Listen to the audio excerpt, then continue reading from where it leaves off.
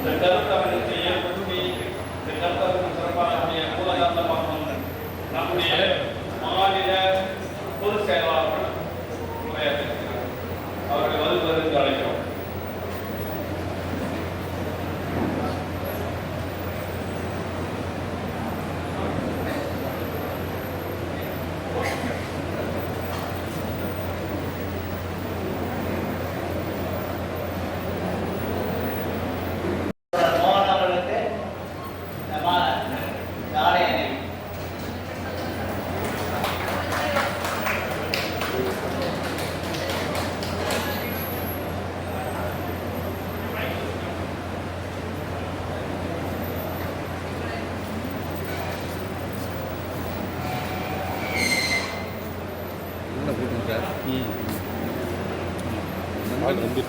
வந்தவங்களுக்கும் பேசுகிறவங்களுக்கு உற்சாகம் இருக்கும்.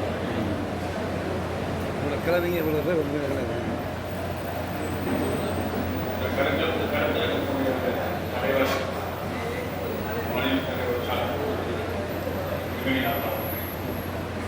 முன்னாள்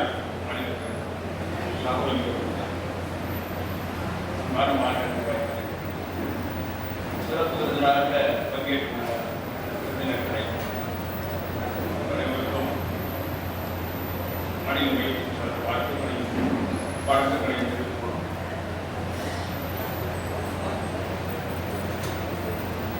இந்த கருத்தரங்கம் நடத்த வேண்டும் என்று ரொம்ப நாள் விருப்பம் ஆவார். 2017 ஒன்று நடத்த வேண்டும் என்று ஆசைப்பட்டார். 2017 தேர்தல் எங்களுடைய சங்க தேர்தல் வந்ததனால அதில் அதிகமாக கவனம் செலுத்தப்பட்டது. இந்த முறை கட்டாயமாக இதை நிறைவேற்றியாக வேண்டும் என்ற அடிப்படையில் இந்த கூட்டம் ஏற்படுத்தாங்க. தேர்தல் காலம் அதிக இருக்கு. அதனால கொஞ்சம் கூட்டம் எதிர்பார்த்த கூட்டமும் பரவாயில்லை. அந்த திட்டம் சொன்ன மாதிரி தாசில்தா மருத்துவம் கேட்க நல்லா இருக்கு. பேர் இருந்த பேரு நீங்களே எதிர்பார்க்க அப்படித்தான் மருத்துவ காப்பீட்டு திட்டம் நல்ல திட்டம், நல்ல சிந்தனை, நல்ல நோக்கத்திலே கொண்டு வரப்பட்டாலும் இடையில வியாபாரம் தான் அதில் கைதூக்கி நிற்கிறதை தவிர தனிப்பட்ட நபர்கள் பெற்றோர்களுடைய பாதிப்புகளை சரி செய்வதற்கு வாய்ப்பே இல்லை. இத்தனை ஆண்டு காலம் 2014 துவக்கப்பட்ட இந்த திட்டம் 12 வருஷம் ஆகும். 4 ஆண்டுகளுக்கு ஒரு முறை ரினிவல் ஆகிட்டே இருக்கும். அடுத்தது ஃபர்ஸ்ட் ஜூலையிலிருந்து இன்னும் 4 ஆண்டுகளுக்கு ரினியூ பண்ணணும். யாராவது ஒருத்தராவது இந்த பிரமாதமான திட்டம் பலனடைஞ்சிருக்கேன், இந்த திட்டத்தை கொண்டு வந்தவர்களுக்கு நான் ஊக்கி வணங்குறேன் ஒருத்தர் கூட சொன்னது கிடையாது. திருமுறை கூட்டம் போட்டு பேசினா உங்களுக்கு மோசமாகும். அரகர் மார்க்கம் தர்பார் மாறும் தத்துவம் மட்டுமே அட்சய பாத்திரம் பார்க்கும். ஆட்சிகள் மாறுகிறது, ஆட்சியெல்லாம் மாறுவதே இல்லை. இன்னைக்கு போட்ட அதே தவறுகள் இன்னும் நடந்து கொண்டு இருக்கிறது. ஒன்றும் முன்னேற்றமே இந்த அதிகமாகிட்டே இருக்கு. ஓப்பன் ஆகணும். கொண்டு வரும்போது எல்லாம் நல்லா போட்டாங்க. இடையில வியாபாரம் நுழைக்கும் போது பாதிப்புகள் அதிகமாக 497 ரூபாய் பிடிக்கிறாங்க. கட்டாயம் பிடித்தோம். எங்களை கேட்டு பிடிக்கிறது சட்டப்படி இந்த மாதிரிலாம் ஆட்டோமேட்டிக் டிடக்ஷன்லாம் பண்ணக்கூடாது. கோர்ட் ஆர்டர் படி கூட அட்டாச்மெண்ட் பண்ண முடியாதுன்னு சொல்லுவாங்க. ஆனால் அரசாங்கம் ஒரு ஆர்டரை போட்டு ரூல் கூட கிடையாது, சட்டம் கிடையாது, ஜீவோ போட்டு 497 ரூபாய் கட்டாய பிடித்தம் பிடிக்கிறார்கள். பென்ஷனாக சாமி 2 பேர் சராசரியாக 6000 ரூபாய் பணம். எத்தனை பேர் மரணடைஞ்சிருப்பாங்க? இன்னைக்கு 6 லட்சம் பெண்கள் இருக்காங்க. 10% கூட வாங்கி நானே 2 கண் ஆபரேஷன் பண்ணியிருக்கேன். அதெல்லாம் வாங்க முடியாது.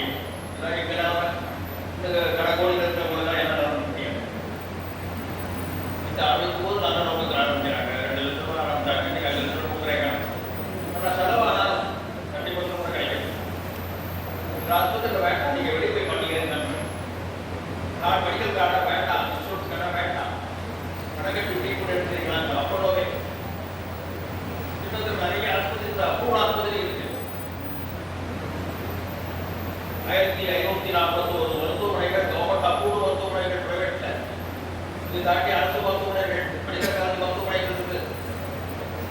பாதி பேர் இந்த சத்தம் பண்ணாம வெளியே போயிடுறாங்க. வாக் அவுட் பண்ண மாதிரி ஸ்லீப்லேருந்து வாக் அவுட் பண்ணுறாங்க. அப்போல்லோ உட்பட கண்டிப்பாக அப்போல்லோ அத்தனை உட்பட தயவுசெய்து மெடிக்கல் காலேஜ் இன்சூரன்ஸ் நடு வராது. நீங்கள் போயிட்டுட்டாங்க நாங்கள் டாக்டர் மருத்துவமனை இதுதான் இன்னைக்கு நடைபெறும். சொன்னார் 203 வகையான நோய்களுக்கு ட்ரீட்மெண்ட்.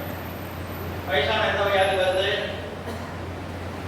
காது கேட்கல, கண்ணு 2 கண்ணு போச்சு, தொண்டை போயிடுது, டிஎன்டி ப்ராப்ளம், இது ரொட்டீனாக இருக்கு. ஏஜ் ரிலேட்டட் அப்புறம் கார்டியாலஜி இருக்கு, மற்ற விஷயங்கள் நியூரோ இருக்கு.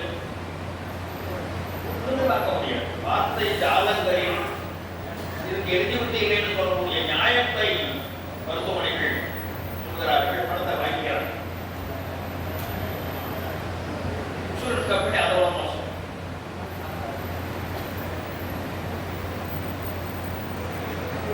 இந்த கம்பெனிக்கு ஆர்டர் கொடுத்தாங்க, அவங்க 2 கம்பெனியை சேர்த்துக்கிறாங்க துணைக்கு. இதுக்கு ஒரு பேர் வச்சுக்கிறாங்க. இன்னும் மோசம். இந்த ஸ்கீம்லேயே கவர்மெண்ட் சொன்னது கண் ஆபரேஷனுக்கு 30,000 ரூபாய் தரேன். 30,000 ரூபாய் வாங்கிட்டு ரொம்ப கம்மியாக இருக்கு.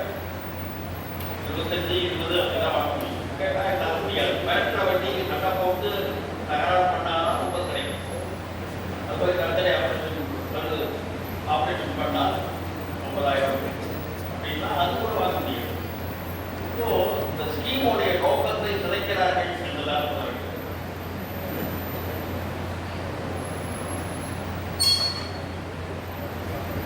வயதானவர்களுக்கான வியாதிகள், அதுக்குண்டான ட்ரீட்மெண்ட், அது எது தேவை?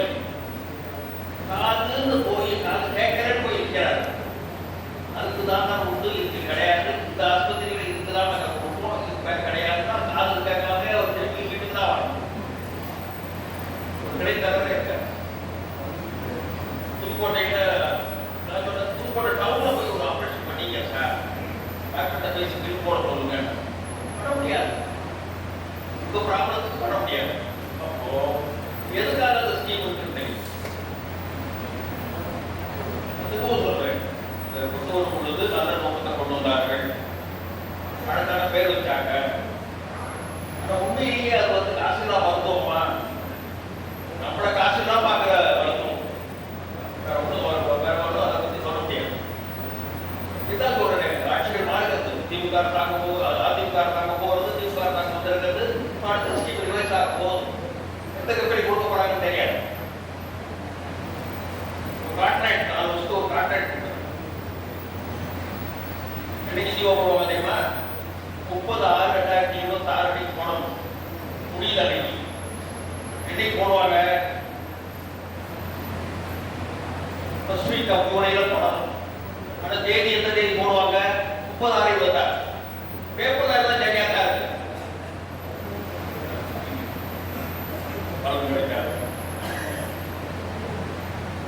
எந்த அரசாங்கம் இந்த கம்பெனிக்கு ஆர்டர் கொடுத்ததோ அதுக்கப்புறம் ஆட்சி மாறணும், அதே கம்பெனிக்கு தான் ஆட்சிகள் மாறி கொடுக்கிறார்கள்.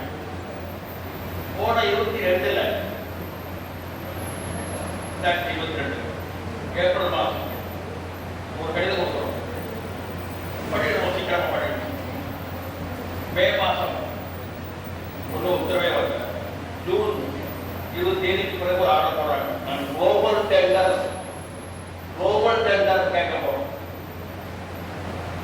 டிரான்ஸ்பரன்சி டெண்டர் ஆக்ட் படி நாங்கள் நியாயமா விசாரிச்சு யாருக்கு கொடுக்குறோமோ கரெக்டாக கொடுக்குறோம் அப்படின்னு ஜியோ போடுறோம். ஆனால் அதே கம்பெனிக்கு டெண்டர் ஆக்டிவேட் போட்டு 30ஆம் தேதி ஜூன் 15 வச்சு பண்ண மாதிரி சொல்லுது, ஷோ பண்ணுங்க. அது ஏமாத்துற வேலை தான். இது ரொம்ப மோசமான விளைவுகள்.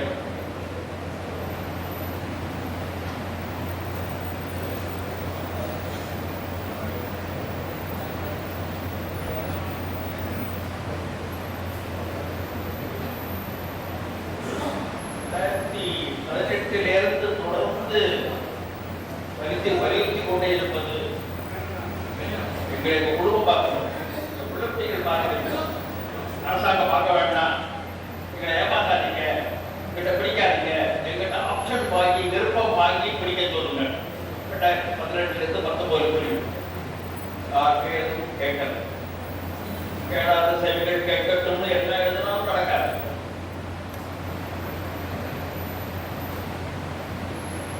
அப்பூர் ஆஸ்பத்திரி, அன்னப்பூர் ஆஸ்பத்திரியும் லிஸ்ட் வச்சுக்கிறாங்க. அவசரத்துக்கு இங்க வலிக்குதுன்னா பயந்துட்டு போய் ஒரு ஆஸ்பத்திரிக்கு போறாங்க, உயிரை காப்பாற்றுங்கிற நோக்கம். அப்படி நிறைய பேர் போறாங்க. உட்கார்ந்துருக்கும் போது இந்த கை விழுந்திருந்து, இந்த கால் விழுந்திருந்து தூக்கிட்டு ஓடுறாங்க.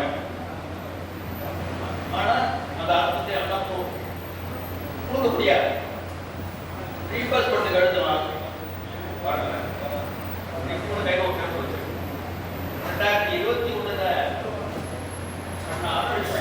பணத்தை 5 வருஷமா வாங்க முடியும். கடிதம் எழுதிட்டே இருக்கும், வாங்க முடியாது.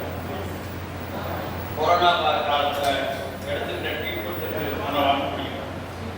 அதுக்கு கவர்மெண்ட் ஸ்பெஷல் ஃபண்ட் எல்லாம் வச்சிருக்காங்க.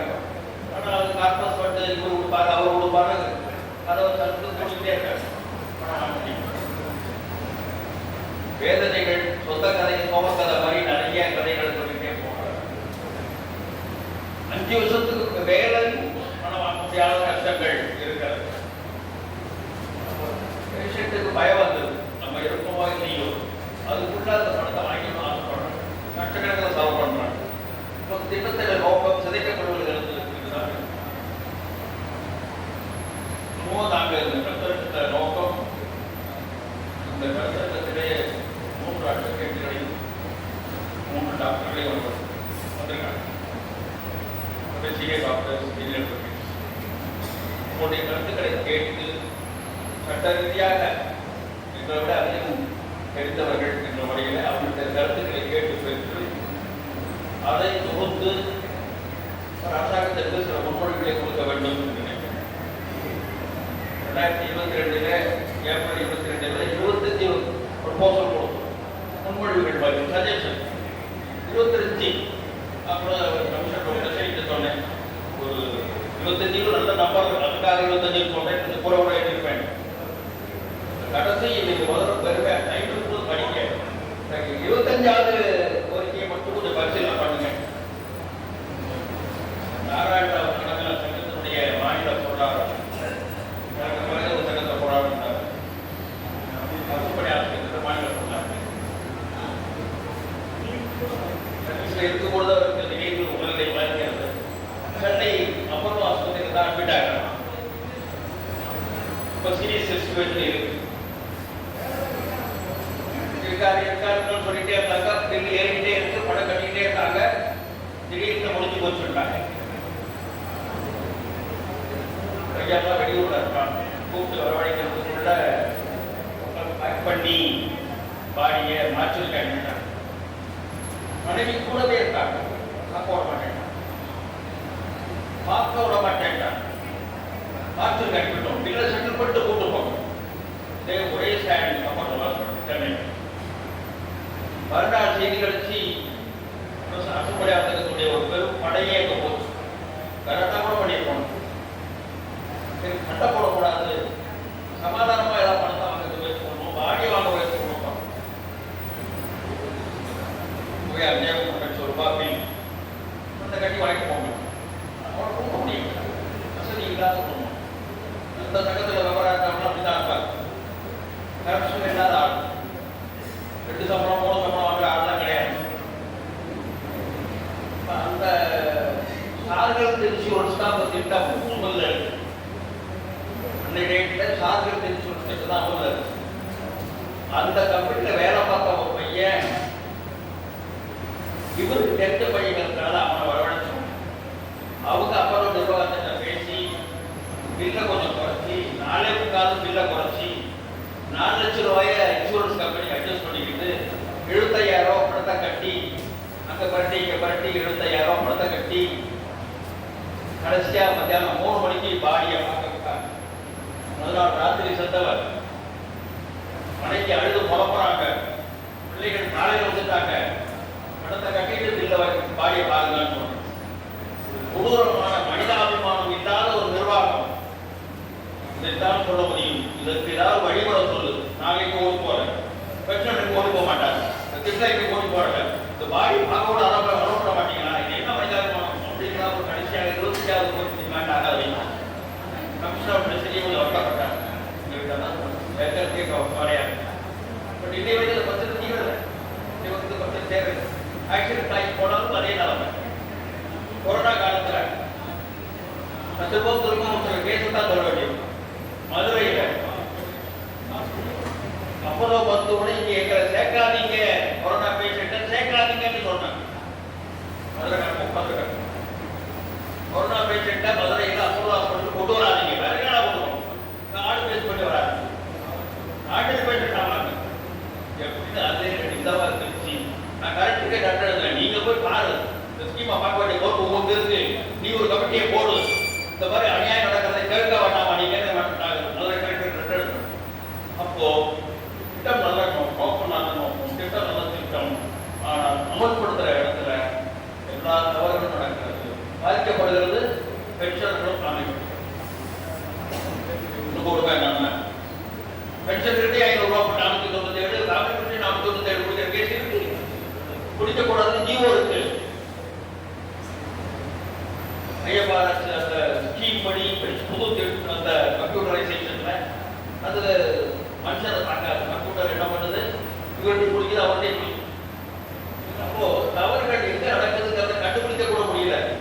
பென்ஷன் 500 ரூபாய் குடிச்சிடறாங்க, அது ரீபர்ஸ்மெண்ட் வாங்க முடியாது, ரீபண்ட் வாங்க முடியாது.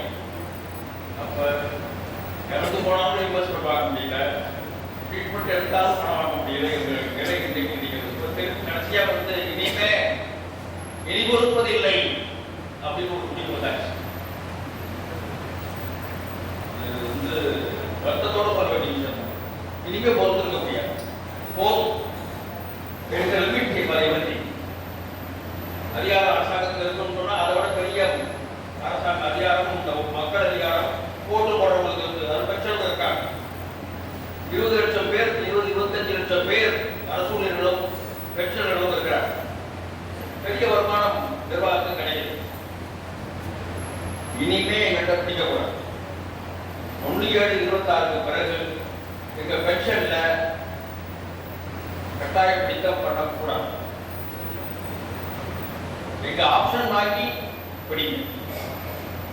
சரி சேரணும்னு சேர்த்தாலும் எங்களுக்கு பிடிக்கிறதெல்லாம் அங்கே வெளியே போயிடும்.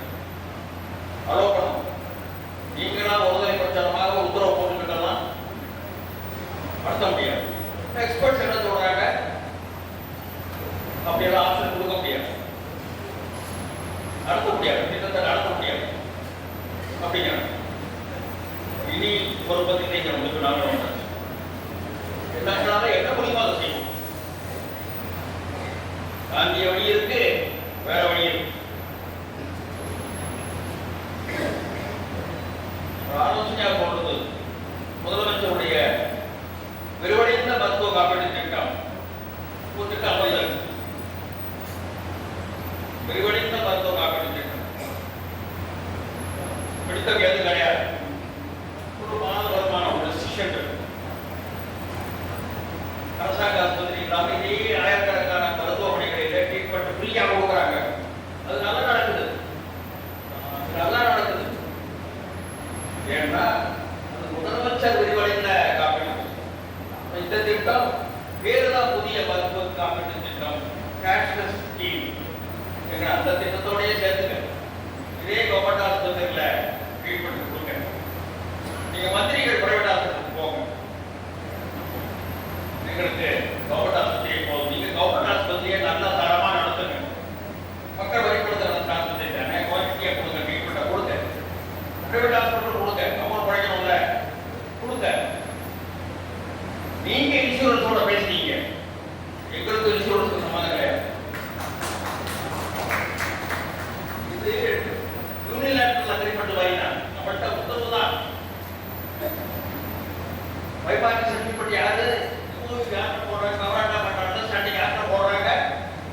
அசோ கவர்மெண்ட்டும் இன்சூரன்ஸ் கம்பெனியும் நம்மளை கேட்கல. நம்ம அதில் பார்ட்டி கிடையாது, டாக்ஸி கூட கிடையாது, சைலன்ஸ் ஸ்பெக்டேட்டர்ஸ். எதுக்கு இந்த வேதனை? இனி அது கடைசிய வார்த்தை தான் சொல்றேன். இனிமே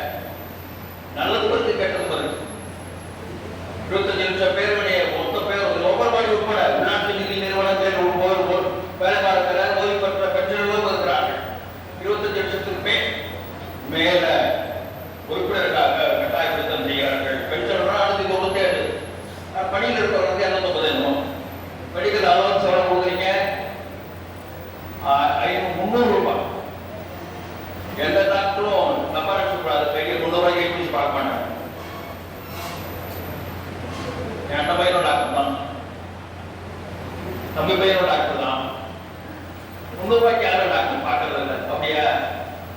அப்படி இப்போ எதுக்கு இந்த மெடிக்கல் அலவன்ஸ் பேரு? அவனுக்கு நம்ம மெடிக்கல் 300 ரூபா தான் கொடுக்குறீங்க, அந்த 300 ரூபாய் எடுத்துங்க. வேற கிட்ட கூடுதல் படித்தவர்கள் பண்ணாதீங்க கூட கிடையாது. நானும் கொடுத்து கொடுக்கலாம், 500 ரூபாயா கொடுங்க.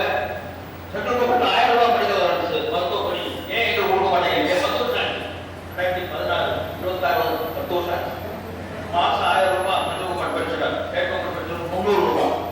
இந்த வித்தியாசத்தை ஏன் இந்த அரசாங்கம் கண்டினியூ பண்ணு சொன்னா சொல்லிட்டே போகலாம். ஒண்ணு விருப்பம் வாங்குங்க, விருப்பப்படாத கட்டாயப்படுத்த பண்ணாதீங்க, பென்ஷன் பிடிக்க கூடாது. அடுத்தது நீங்க முதலமைச்சருடைய அந்த விரிவடைந்த காப்பீட்டு திட்டத்துல இதையும் கொண்டு வாங்க, பிடிக்கிறத பிடிச்சிங்க, கவர்மெண்டே இந்த திட்டத்தை நடத்துங்க, எங்களுக்கும் இன்சூரன்ஸ் கம்பெனிக்கு இருக்கு அந்த டைப்பை கட் பண்ணுங்க, அவங்களுக்கு இனிமே எங்களுக்கு எந்த தொடர்பு இருக்கக்கூடாது. எதையும் செய்ய நாங்கள் தயாரா, எதையும் செய்யும். இந்த வார்த்தைகள்லாம் வந்து கோபத்துல வார்த்தையை வெள்ளை இது ஒரு சபை கருத்தரங்கும் அடிப்படையில் எதையும் செய்ய துணிந்தவர்கள் இந்த வயசு என்னவா இருக்கு. எங்க திட்டத்துடைய மூத்த உறுப்பினர் வயசு 94, போன மாசம் கை விழுந்துச்சு. புத்தகத்தை வந்து போயிட்டு சராசரி வயசு 85. இங்க இருக்கிறவங்களுக்கு 75க்கு மேலதான். ஏன் இவ்வளவு சிரமப்பட்டு வராங்க? குமரல ஆத்திரத்தை வழிகாட்டுவதற்கு வழி தெரியல. இதுதான் சொல்லணும். இந்த கருத்தரை பொறுத்தவரை ஒன்று அரசாங்கத்துக்கு முன்மொழிவு நடத்தணும், அடுத்தது ஏதாவது ஒன்று செய்யணும். அதை என்ன செய்வோம்? இன்னைக்கு சாயங்காலம் போய் பண்ணு மத்தியானம் மண்டல கூட்டம் இருக்கிறது, 6 மணிக்கு நிர்வாகிகள் கூட்டம் இருக்கு. ஈவினிங்கே அதை முதல்ல சாத்தியமா இருக்கு, சாத்தியமா இருக்கு. அடுத்தது தீவிரமாக தேர்தலுக்கு முன்னாடியா பின்னாடியா நாங்கள் பார்க்க போறது. இந்த விக்ரமாதித்த நாற்காலின்னு ஒரு கதை சொல்லுவாங்க. கதைக்கு உண்டாவது பேச்சு, முடிச்ச பிறகு அரியணையில் உட்கார்ந்த பிறகு வேற பேச்சு. எதிர்கட்சியா இருக்கிற அக்கறை ஆளுங்கட்சியா இருக்கும்போது இருக்கிறது. ஆளுங்கட்சியா இருக்கிறவர்களுக்கு சொன்னது மறந்து போகுது. சொன்னதையும் செய்வோம், சொல்லாததையும் செய்வோம். நல்லா இருக்கு, நல்லதை நினைப்போம், நல்லதை செய்வோம். ஆனா நடக்கல, நல்லதே நடக்கல. கோவம் இருக்கு எங்க ஆட்கள். நான் மற்ற மட்டுக்குள்ளே போகல. பென்ஷன்களுக்கு ஏகப்பட்ட டிமாண்ட் இருக்கு. நான் அது கூட போகல. இந்த மருத்துவ காப்பீட்டு திட்டம், இந்த மருத்துவ பணி, கட்டாய பிடித்தம், இதனுடைய பாதிப்புகள், மருத்துவமனைகளுக்கு வந்து தப்பிக்கிறதுக்கான வழிமுறைகள் தெரியல. இன்சூரன்ஸ் கம்பெனி திரும்ப வாங்க முடியல. மனைவி இறந்த பிறகு ட்ரீட்மெண்ட்டுக்கு பண்ண செலவு வாங்க முடியாத கணவரை வந்து அவர்கள் நோயை பட்டுருக்காங்க. இதெல்லாம் பெரிய சொந்த கதை போக அது மாதிரி ஆயிடுச்சு. ஸோ ஒரு சரியான முடிவு வரணும். அது இன்றைக்கு ஈவினிங் ஒரு நல்ல முடிவு வரும். சாத்தியமாக ஆரம்பிக்கிறோம், தீவிரமாக நடத்துவோம் என்பதை மட்டும் சொல்லி, எனக்கு பின்னாலே பேசக்கூடிய ஸ்பெஷலிஸ்டுகள் 6 பேரும் எங்களுக்கு நல்ல ஆலோசனைகளை வழிகாட்டுங்கள், அந்த புத்திமதி சொல்லுங்க. ஏற்கனவே நாங்க எங்களுக்கு தெரிஞ்சது அனுபவத்தில் நாங்க சிலதை எழுதுவோம். சட்ட ரீதியான பாதுகாப்பு என்ன, நாங்க என்ன செய்ய வேண்டும் அதை சொல்லுங்கள். மெடிக்கல் ரீதியாக இன்னும் எங்கள் வயசானவர்களுக்கு என்ன பாதிப்பு இருக்கிறது, எதெல்லாம் இந்த ஸ்கீம்ல கவர் ஆயிருக்கு, கவர் ஆகாது, என்ன பண்ணணும்னு அட்வைஸ் பண்ணுங்க. அதுபடி நடப்பதற்கு நம்ம தயாராக இருக்கணும்னு சொல்லி நல்ல வாய்ப்புக்கு நன்றி கூறி ஸ்பெஷலிஸ்ட்கள் எல்லாம் பேசி அட்வைஸ் பண்ண கேட்டுக்கொண்டு நான் ஏதாவது தவறாக பேசியிருந்தால் தயவுசெய்து மனப்பொருத்த மனைவி வேண்டாம் என்று சொல்லி விடைபெறுகிறேன். அடுத்ததாக முதுமையை ஏற்படும் நோய்களும் தீர்ப்படும் என்ற தலைப்பில் டாக்டர் எம்.ஏ. அலிம் எம்.டி. நியூ அவர்கள் ஏபிசி மருத்துவமனை திருச்சி அவர்கள் பேச இருக்கிறார். அவரை அனுமதி கிடைக்கும். நண்பர்களே, டாக்டர் அலிம் திருச்சியில மிகவும் அறிமுகமான மனிதர். இந்த திருச்சியுடைய செல்வநிதி என்று சொல்லப்போனால் அது ஒருவராக நிச்சயமாக செயல்படுவார். தஞ்சை மருத்துவமனையிலே கல்வி பயின்று அதை சார்ந்த நீரோ மருத்துவராக இன்றைக்கு திறந்து வருகிறார். திருச்சி அரசு மருத்துவக் கல்லூரியினுடைய டீனாக பொறுப்பு வகித்தவர். மிகச்சிறந்த தமிழ் ஆர்வலர், பொதுவான சமூக இயக்கங்களிலே பங்கு கொண்டு சிறந்த ஈடுபாடு காட்டி அதை ஊக்குவிக்கின்ற அற்புதமான அவர் மிகுந்த அடக்கமும் நாம் கேட்டவுடன் இந்த கருத்தரங்கத்திலே கலந்து கொள்கின்ற செய்கின்றவர். அது மட்டுமல்ல, அவர் என்னை போல உங்களை போல ஒரு அரசு ஓய்வூதியம் என்பது நமக்கு கூடுதல் பெருமை. அந்த வகையிலே டாக்டர் ரஹீம் அவர்களை இந்த கருத்தரங்களை கண்டோடு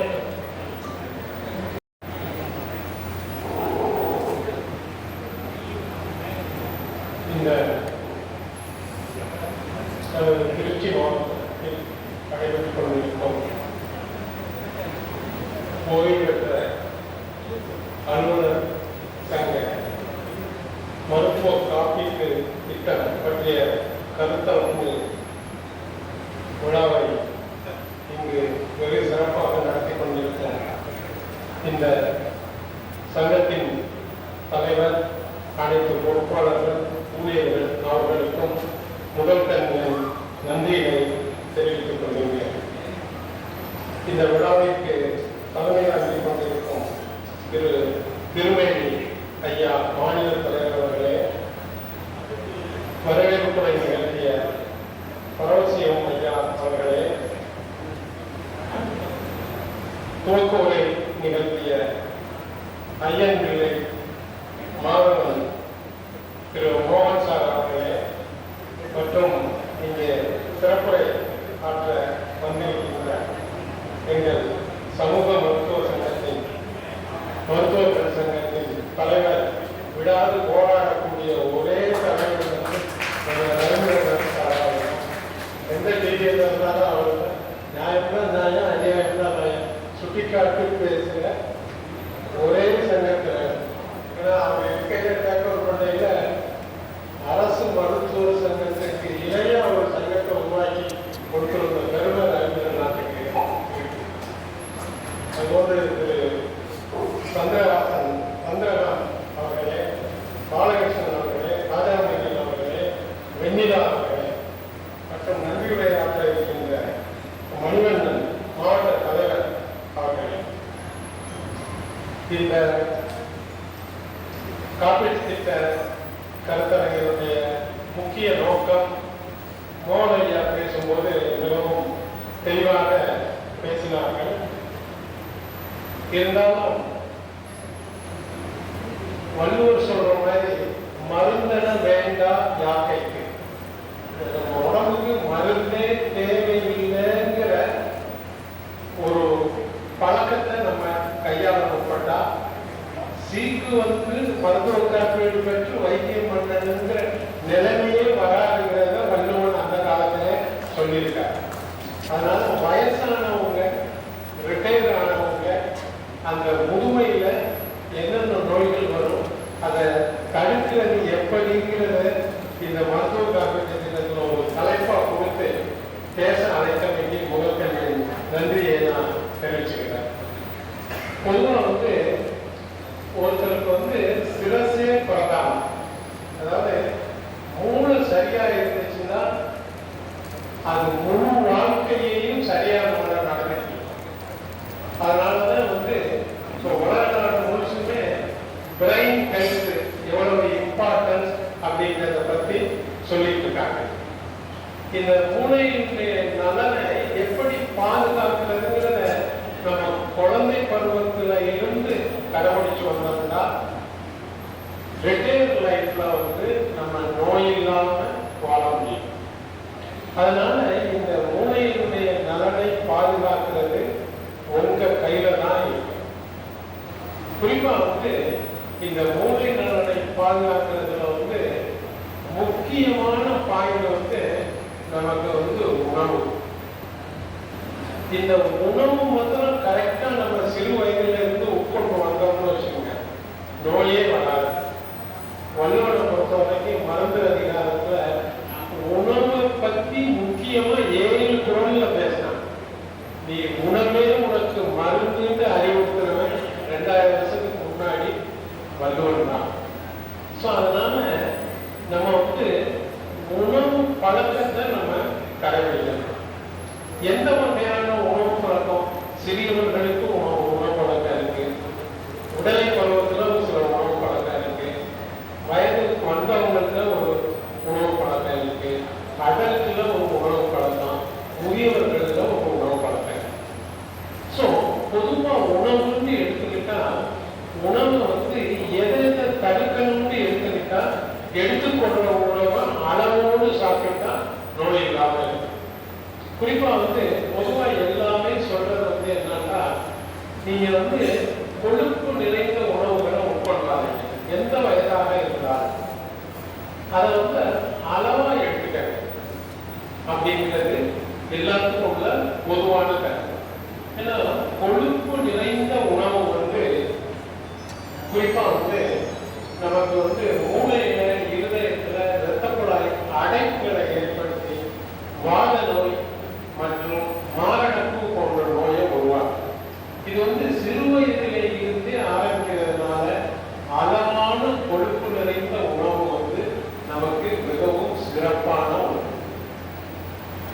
அதாவது கொழுப்பை முழுசா நிப்பாட்டிட்டு சாப்பிடணுங்கிறது இல்லை. கொழுப்பு உணவுல சரிவீத உணவுல குறைச்ச அளவு நம்ம எடுக்கணும். வெஜிடேரியனா இருந்தா வெஜிடேரியன்ல அளவான கொழுப்பு, நான்வெஜ்ஜா அளவான கொழுப்பு. அதனால வெஜிடேரியன் தான் கொழுப்பு இல்லாத உணவுன்னு நம்ம சொல்ல முடியாது. ஏன்னா இந்த உணவு பொறுத்த வரைக்கும் நான் வெஜிடேரியன் சாப்பிட்டவங்க தான் 99% பேர் நோபல் பிரைஸ் வாங்கியிருக்காங்க. வெஜிடேரியன் உணவு வந்து அவங்களையும் கொழுப்பு இருக்கு. வெஜிடேரியன் உணவு சாப்பிட்டவங்க வந்து 3-4 பேர் தான் இந்தியாவில் இந்த நோபல் பிரைஸ் வாங்கியிருக்காங்க. ஸோ அதனால உணவினுடைய தன்மையை புரிஞ்சு அதனுடைய அளவை வயதுக்கு தகுந்த மாதிரி உட்கொண்டு. ரெண்டாவது வந்து பழக்க வழக்க மாற்றங்கள் ரொம்ப முக்கியம். குறிப்பா வந்து இப்ப சமீப காலத்துல WHO என்ன சொல்லுதுன்னா, வாழ்வியல் நடைமுறை மாற்றங்கள், லைஃப் ஸ்டைல் மாடிஃபிகேஷன், இது வந்து உங்களுக்கு வயதான காலத்துல நோயே வராமல் தடுக்கக்கூடிய ஒரு பாதுகாப்பு அரணா இருக்கு. அது மூளையையும் பாதுகாக்கக்கூடிய அரணாக இருக்கு. குறிப்பா வந்து என்ன பழக்க வழக்க மாற்றங்களை நம்ம கடைபிடிக்கணும். இப்ப நம்ம எல்லாம் முதியவர்கள் ஆகிட்டோம். முதியவர்களை வந்து 3 வகையா பிரிப்பாங்க. ஒண்ணு வந்து யங் ஓல்டு, 60-70 வந்து இளம் முதியவர்கள், இளம் முதியவர்கள். ரெண்டாவது வந்து ஓல்டஸ்ட் ஓல்டு, அது மாதிரி 10 வருஷம். நம்ம வந்து இப்ப வாழ்ந்துட்டு இருக்கிறது வந்து 2ஆம் நிலை வாழ்க்கை. முதல் நிலை வாழ்க்கை வந்து 3ஆம் நிலை வாழ்க்கை, படிக்கிறதோட போயிடும். 2வது வாழ்க்கை வந்து சர்வீஸ்லேயே போகும், எல்லாம் அரசு ஊழியர். 3வது வந்து ரிட்டையர்மெண்ட் ஆகல. ஸோ இதனால நம்ம வந்து படிக்கிற காலத்துல இருந்து நல்ல பழக்க வழக்கங்களோட நல்லொழுக்கத்தோட வாழ்ந்தா பின் வயதுல வந்து நோய் இல்லாம வாழலாம். குறிப்பா புகையிலையே எந்த வகையிலையும் உபயோகிக்கக்கூடாது, புகையிலை உபயோகிக்கிற சூழல்லையும் நம்ம இருக்கக்கூடாது, வாழக்கூடாது. அதே மாதிரி வந்து மதுவை வந்து அறவே விட்டுடுச்சு. முன்னாடிலாம் மாடரேட்டா சாப்பிடுங்க, உடம்புக்கு நல்லதுன்னு சொன்னாங்க. இப்ப அதை கூட நீங்க எடுத்துக்கிறாதீங்கன்னு வந்து WHO நிறுவனம் வந்து அறிவுறுத்துது. இதோட இன்னொரு பழக்க வழக்க மாற்றம் என்ன முக்கியம்னா ஸ்ட்ரெஸ், மன அழுத்தம், பதஷ்டம், டென்ஷன் வந்து இஸ் எ சைலண்ட் கில்லர். வயசானவங்க ஒரு கவலைப்படும் போது அடுத்த ஒரு செகண்ட்ல மாறாட போட்டு இறந்து போயிடுறாங்க, வாழ ஆரம்பிச்சு. ஸோ எந்த வகையிலையும் கவலையை புறந்தள்ளி நம்ம வாழணும். எதுக்காகவும் கவலைப்படக்கூடாது. அதே மாதிரி கவலைப்படுறவங்களுக்கும் நம்ம வந்து அவங்களுக்கு புத்திமதி சொல்ற இடத்துல ரிட்டையர் ஆனவங்க இருக்கிறோம், அந்த லெவல்ல அவங்களுக்கு புத்திமதி சொல்லணும். அதே மாதிரி வயதானவங்க இருக்க வீட்டில் வந்து விடலை பிள்ளைகள், பெரியவங்க, மனைவி மக்கள், மருமக்கமார்கள், அவங்களுக்கு ஒரு ஸ்ட்ரெஸ்ஸை உருவாக்காத நல்ல வாழ்க்கை சூழலை உருவாக்கிட்டாங்க. சூழல்னாலதான் ரொம்ப முதியவர்கள் வந்து உயிரிழக்க நேர்ந்து அது மாதிரி தனிமைப்படுத்தப்பட்டு வந்து முதியோர் இல்லத்துல சேர்க்கிற அளவுக்கு போயிடுறாங்க. இங்களோடவே வாழ வேண்டாம் என்னை எனக்கு விடுதேன்னு சொல்ற அளவுக்கு ஆயிடுறாங்க. ஸோ அதனால ஸ்ட்ரெஸ்ஸை பெரியவங்களும் கற்றுக்கணும். அங்கே அவங்களோட வாழ்ற இளைஞர்களையும் தவிர்க்கிறது அவங்கள பாதுகாக்கிறதுக்கு அவசியமாகும். இதோட வந்து வணக்கம், இறை வணக்கம், மெடிடேஷன் வந்து நம்ம உடம்ப பாதுகாக்கும். வயசான காலத்துல நம்ம மூணாவது ஏன் கோயில் மூலமா போட்டு சொல்றாங்கன்னா இறை வழிபாடு வந்து உங்களை மன அழுத்தத்துல இருந்து குறைக்கும். உங்களுக்கு ஒரு பாதுகாப்பு அரணையும் அது உருவாக்கி கொடுக்கும். ஒரு சில நிமிட பிரார்த்தனைகள் வந்து உங்க மைண்ட பிரெயின் இருக்கிற நல்ல நிலையில வச்சுக்கணும். இதுக்காக வந்து என்ன வேண்டாலும் வகையில பிரார்த்தனை பண்ணலாம். அவங்கவுங்க மதங்களுக்கு உட்பட்டு அவங்கவுங்க மதங்களுக்கு உட்பட்டு எக்ஸசைஸ், யோகா, இது மதசார்பு இல்லாத ஒரே செயல் வந்து மெடிடேஷனும் இந்த யோகா. அவங்கவுங்க சக்திக்கு தகுந்த மாதிரி அதை செஞ்சுட்டா உங்களுடைய ஹெல்த்து நல்லா. அதே மாதிரி இந்தியாவை பொறுத்த வரைக்கும் உலக நாடுகளுடைய தலைமை இடமா வந்து சர்க்கரை நோய்க்கு உலகத்துல இருக்கிறதுலே அதிகமான சர்க்கரை நோயாளிகள் உள்ள நாடு India. It's a capital for diabetes. அதனால சர்க்கரை நோய் வராம தடுக்கிறதுக்கு சர்க்கரை உள்ள உணவுகளை குறைக்கணும். சர்க்கரை நோய் உள்ளவர்கள் வந்து சர்க்கரையை கட்டுப்படுத்துறதுக்கான வைத்தியங்களை கடைபிடிக்கணும். இவ்வாறு கடைபிடிப்பதன் மூலம் நம்ம மூளையினுடைய நலத்தையும் இருதயத்தினுடைய நலத்தையும் நம்ம வந்து பாதுகாக்க முடியும். அதே மாதிரி வந்து ஹைப்பர் டென்ஷன், பிபி நமக்கு வந்து சர்வீஸ்ல உள்ளவங்களுக்கு வந்து ஒரு சின்ன பிரச்சனைனால டென்ஷன் ஆயிடும், பிபி கூடி. அதனால எந்த சூழ்நிலையும் வந்து பிபி ரைஸ் ஆகாத அளவுக்கு நம்மளை கண்ட்ரோல் பண்ணுது. நம்மளுடைய மூமெண்ட் வந்து பப்ளிக்கோட இருக்கும். ஹாஸ்பிட்டலில் வேலை பார்க்கணும்னா படித்தவங்க வருவாங்க, படிக்காதவங்க வருவாங்க.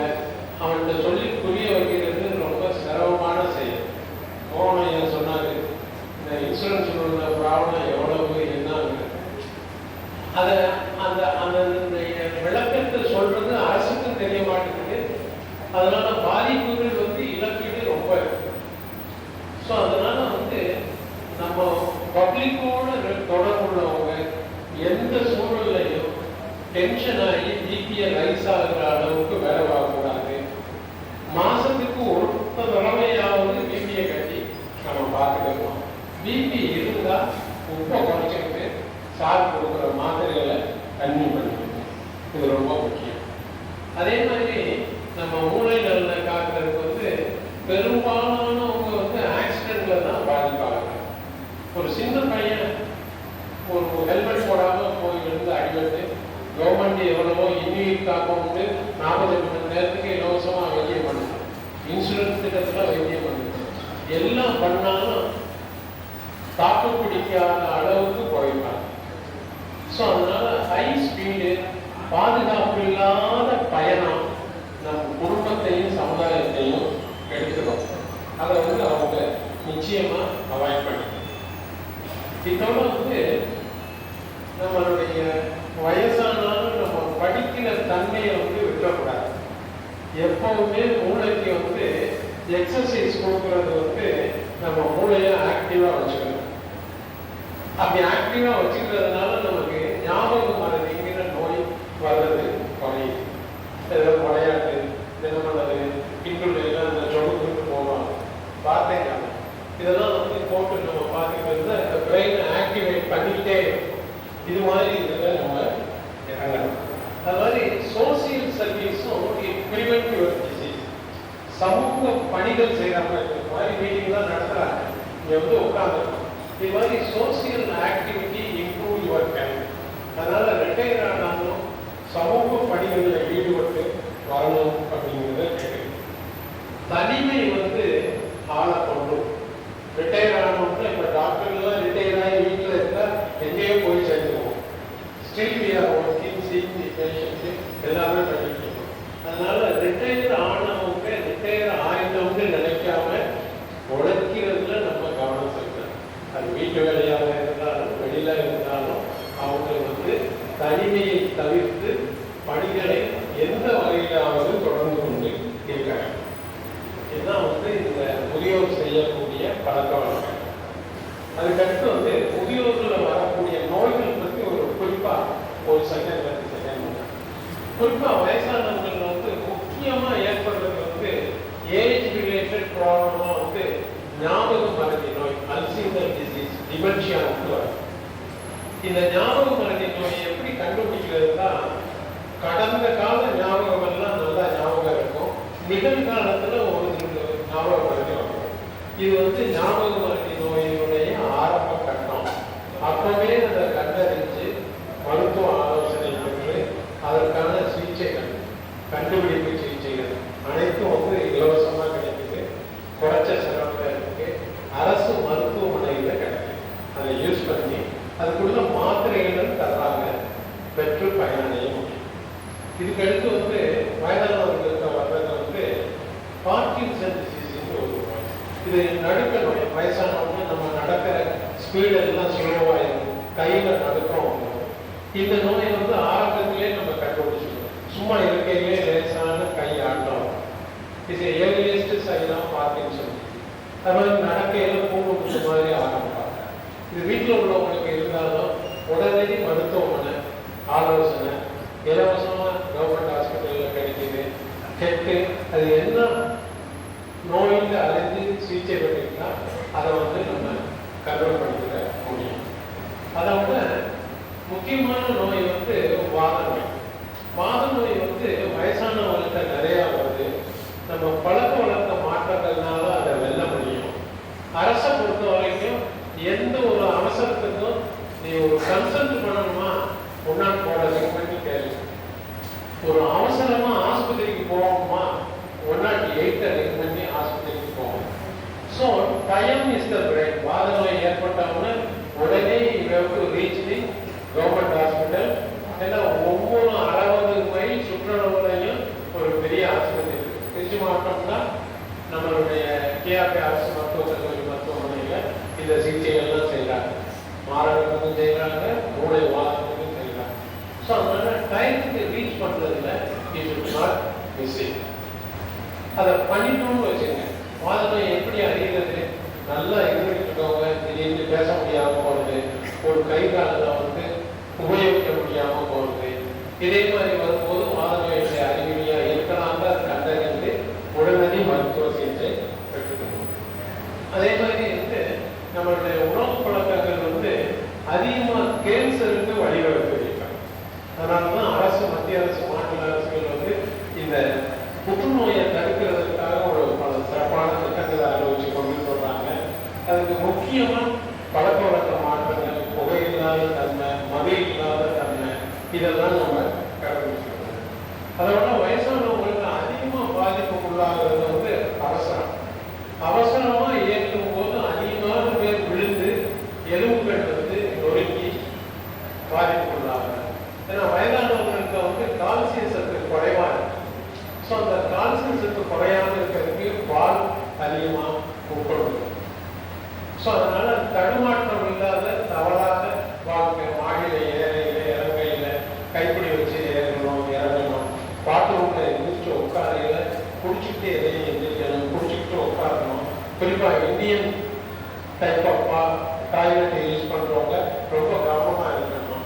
வயதானவர்கள் வந்து வெளியில துணைக்கு இருந்தாங்கன்னா தாழ்பால் போடாம பாத்ரூம் டாய்லெட் யூஸ் பண்றது நல்லது.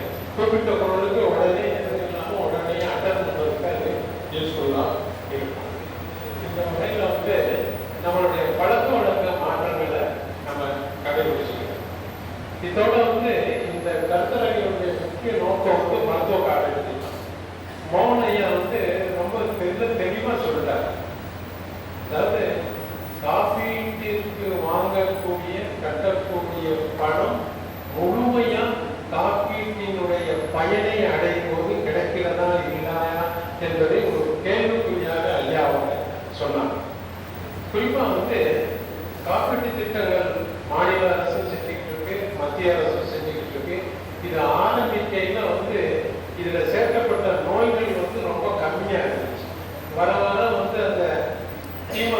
டாக்டர்ஸ் கன்சல்டேஷனோட அந்த நோய்களுடைய எண்ணிக்கை வந்து இப்போ அதிகரித்து வருது. அதுக்குள்ள அமௌண்ட்டும் அதிகமாக கொடுக்குற அளவுக்கு கொண்டு வர்றாங்க. இதே வந்து இதே சிகிச்சைகள் கவர்மெண்ட் ஹாஸ்பிட்டலில் இருக்கு. ஆன்ஜியோ பண்ணணுமா கவர்மெண்ட் ஹாஸ்பிட்டலில் ஃப்ரீயாக பண்ணுறாங்க. நம்ம கேஆர்பி கவர்மெண்ட் மெடிக்கல் காலேஜ் எந்த டெஸ்டாக இருந்தாலும் அதை பண்ணுறாங்க. அதையும் நீங்கள் யூஸ் பண்ண முன்வர வேண்டும். பிரைவேட்டில் உள்ள டிஃபிகல்ட்டி என்னன்னா இவங்க வந்து இன்சூரன்ஸுக்கு வந்து கிராண்ட் பண்ணிட்டாங்கன்னா அன்னெசரி அன்வான்ட் இன்வெஸ்டிகேஷன் நிறையா பண்ணி டோட்டல் கிளைம் நிறையா வரும்போது இன்சூரன்ஸ் திட்டம் போடுற அந்த அவனுடைய அமௌண்ட் போட்டு வர்றதை விட எக்ஸசிவாக வருது. ஸோ அதனால அரசாங்கம் என்ன பண்ணணும்னா நீ எவ்வளவு அமௌண்ட் போட்டாலும் இந்தந்த டெஸ்ட்டுக்கு இவ்வளவு தான், இந்த ஆப்ரேஷனுக்கு இவ்வளவு தான் அப்படிங்கிறத ஊர்ஜிதம் பண்ணி அந்த லிஸ்ட்டுக்குள்ள அவங்க செய்யணுங்கிற ஒரு அப்பண்டிக்ஸ் பண்றோமா, இது இவ்வளவு தான் அமௌண்ட். ஒரு கார்டியாக் ஆன்ஜியோ பண்றோமா, இது இவ்வளவு, அதுக்குள்ளதான் இந்த கார்பரேட் ஹாஸ்பிட்டல் செய்யணுங்கிற சட்டத்தை அதை நடைமுறைப்படுத்தினா வந்து எக்ஸசிவா போடுற இதெல்லாம் வந்து நமக்கு குறைஞ்சிடும். ஏன்னா ஒரு ஒரு டெஸ்ட் பண்றோம், பெட் ஸ்கேன் 25,000 ரூபாய் சொல்றாங்க. இந்த பெட் ஸ்கேன் எவ்வளவு குறைச்ச அளவுக்கு செய்ய முடியும்? ஒரு சிடி ஸ்கேன் வந்து எவ்வளவு குறைச்ச அளவு செய்ய முடியுங்கிறத வந்து நம் தமிழக அரசு காட்டியிருக்காங்க. குறைஞ்சபட்சம் சிடி ஸ்கேன் எடுக்கிறது வெளியில 3,500 ரூபாண்டா 4,000 ரூபாண்டா, கார்பரேட் ஹாஸ்பிட்டல் தான் 5,000 ரூபாய் 7,000 ரூபாய். அது வெறும் 500 ரூபாய்க்கு இந்த கவர்மெண்ட் ஹாஸ்பிட்டல் எடுக்கும். அப்ப அந்த 500 ரூபாய் தான் கொடுக்கணும்னு கார்பரேட் ஹாஸ்பிட்டலுக்கு அந்த இன்சூரன்ஸ் ஸ்கீமுக்கு பிக் பண்ணா அதுல வர்ற எக்ஸசிவ் அமௌண்ட் வந்து குறையும் போது நம்ம பில்லிங் ரேட்டும் நமக்கு குறைஞ்சிடும். எம்ஆர்ஐ எடுக்கிறோமா 3,000 ரூபாய் ஜிஹெச்ல அட் தி மோஸ்ட் பாட்டமான ரேட்டு. இதே வேற பெரிய கார்பரேட் ஹாஸ்பிட்டல் எடுத்தா அவன் இருக்கிற வார்டுக்கு தகுந்த மாதிரி அந்த ரேட்டை பிக்ஸ் பண்றாங்க. சாதாரண வார்டுல இருந்தாண்டா 10,000 ரூபாய், விஐபி வார்டுல இருந்தாண்டா 25,000 ரூபாய். இது மாதிரி அதனுடைய ரேஞ்ச் ஆஃப் பில்லிங்கே வேற மாதிரி. இப்படி போகும்போது நமக்கு வந்து ஒரு கவர்மெண்ட் ஸ்டாஃபுக்கு ஏ கிளாஸ் வார்டு நல்லா இருக்குன்னா அவனுக்கு அதுக்கு தகுந்த மாதிரி பில்லை போடணும். ரூம் அதே மாதிரி, பெட் வாடகையும் அதே மாதிரி. So you have to fix up the rate of the corporate hospital. இது எல்லாமே பண்ணிட்டு இருக்காங்க. இதை மீறி தவறுதல் நடக்கிறத கிளைகளுக்கு மோகனையா கோடிட்டு காட்டுறாங்க. அதுக்காக இந்த அமைப்பு ஸ்டெப் எடுக்கிறது வந்து சந்தோஷமான விஷயமா இருக்கு. அதோட வந்து இந்த பென்ஷனருக்கு வந்து ரொம்ப நாள் நாங்கெல்லாம் வந்து பென்ஷனோட வாங்கினவங்க. இப்போ வர்ற காலத்துல பென்ஷனை நிப்பாட்டிட்டு இப்ப நடந்துகிட்டு இருக்க அரசு தான் இந்த பென்ஷனுக்குள்ள கேட்டை எடுத்து எல்லாருக்கும் பென்ஷன் உண்டோன்னு சொல்றது. அதுக்காக தமிழக அரசு வந்து நன்மையை தெரிவிச்சது. இது முக்கியமான ஒரு மைல் ஸ்டோன் டிசிஷன். ரொம்ப நாள் பெண்டிங் இருந்துச்சு. அதோட வந்து நம்ம வந்து இந்த நோய் வந்து காக்கணும் அப்படிங்கிறதோட நோய் வராம நம்மளை காத்துக்கிறது நல்லது. ஸோ இன்சூரன்ஸ் திட்டத்தை பொறுத்த வரைக்கும் எல்லாரும் தெளிவாக பேசிட்டாங்க. இது இல்லாம ரிட்டையர்மெண்ட் ஆனவங்களுக்கு வந்து சில திட்டங்களை அரசு கொடுக்கணும். ஏன்னா அரசு ஊழியர்கள் பொறுப்பேற்றதுல இருந்து ஒரு சொத்து வாங்க முடியாது, ஒரு கார் வாங்க முடியாது, ஒரு பைக் வாங்க முடியாது. எல்லாத்தையும் தியாகம் பண்ணி 58-60 வயசு வரைக்கும் வாழ்றாங்க. வீடே இல்லாம 60% பேர் வந்து ரிட்டையர் ஆயிருக்காங்க. அதனால வந்து எவ்வளவோ இலவச மனை பட்டாக்கள் கொடுக்குது அரசு. அதை ரிட்டையரான வீடு இல்லாத அரசு ஊழியர்கள் அனைவருக்கும் வந்து இந்த இலவச வீட்டு மனை பட்டாக வழங்க. சராசரி மனிதர் மட்டும் தருவது பிரச்சனை இல்லை. அரசுக்காக உழைச்சவனுக்கு, ஒரு பத்திரிகையாளர்களுக்கு கூட இலவச வீட்டு மனை பட்டாக கொடுக்குறாங்க. இந்த அரசுக்காக உழைச்சவனுக்கு அந்த திட்டத்தை வந்து அவங்க நடைமுறைப்படுத்தலாம். ஆனா இந்த அரசு நிச்சயமா கோரிக்கையை வச்சா அதை செய்யணும்னு நினைக்கிறேன். ஏன்னா அவங்களுடைய வாழ்க்கைக்கு எல்லாரும் அனுபவத்திலையும் வீடு இல்லாம ரிட்டையர் ஆனவங்க, பிள்ளையை கட்டி கொடுக்காம ரிட்டையர் ஆனவங்க எவ்வளவோ பேர் இருப்பாங்க. ஸோ இது மாதிரி வந்து படிக்கிற சீட்லையும் வந்து நமக்கு வந்து கொஞ்சம் காம்படிஷன் இருக்கு. இப்ப அரசு கல்லூரியில படிக்கிறவங்களுக்கு இடஒதுக்கீடு தர்றாங்க. ஆனா அரசு ஊழியனா இருந்து ரிட்டையர் ஆனவங்களுக்கு ப்ரொஃபஷனல் காலேஜ்ல ஒரு இடஒதுக்கீட்டை கொடுக்கலாம். ஒரு சாதாரண அந்த இடஒதுக்கீடுல வந்து ஒரு 100 டாக்டர் வரைக்குமே இந்த அரசு ஊழியங்கிறவங்க ரிட்டையர் ஆனவங்களுக்கு அரசு ஊழியரா உள்ளவங்களுக்கு தன்னிச்சு அவனுக்கு ஒரு இடஒதுக்கீட்டை கொடுத்தா அதுலேயும் ப்ரொஃபஷனல் கோர்ஸ்ல வந்து அந்த ரிட்டையர்மெண்ட் ஆன பீப்புளும் அந்த அரசு வேலையில இருக்கிறவனும், ஏன்னா அவனுடைய சம்பளம் இவ்வளவு வந்து தெரியும். 1 லட்சம் ரூபாய் சம்பளம் வாங்குறவனுக்கு வந்து இப்போ வந்து மத்திய அரசுகளுடைய செயல்பாட்டுல வந்து 80,000 ரூபாய் செலவு பண்றதுக்கு அளவு உள்ள செலவு வச்சிருக்காங்க. 1 லட்சம் ரூபாய் சம்பளம் வாங்கணும். ஒரு மாத்திரை அமாக்சிசிலின் மாத்திரை 3 ரூபாய்க்கு வாங்கினது இன்னைக்கு 80 ரூபாய் 70 ரூபாய் கம்பெனிக்கு தகுந்த மாதிரி. அப்போ வந்து ஒரு டிப்ஸ் கொடுக்கறது கூட 5 ரூபாய் நோட்டு கிடையாது, 10 ரூபாய் நோட்டு கிடையாது, 20 ரூபாய் நோட்டு கிடையாது. எடுத்தோம்னா 50 ரூபாய். அந்த 50 ரூபாயில 3 இட்லி விற்கிறவனுக்கு ஜிஎஸ்டி போட்டுறாங்க. ஒரு பாட்டி விற்கிற அரிசிக்கு ஜிஎஸ்டி போட்டா என்ன தெரியும்?